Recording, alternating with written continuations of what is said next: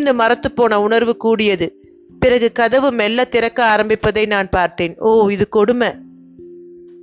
இதுவரை இப்படி ஒரு கொடுமையை நான் அனுபவிச்சதே இல்லை.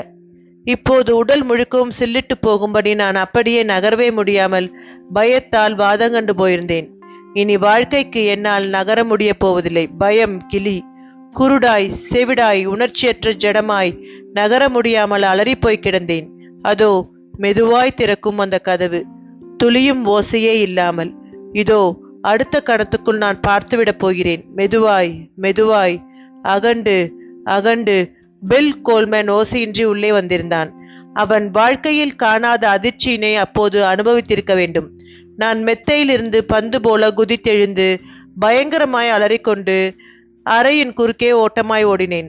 அவன் மரமாய் நின்றான். அவன் சிவந்த முகம் மேலும் இரத்த களரியாகியது. அவன் வாய் அகலமாய் ஆச்சரியத்தில் விரிந்து போனது.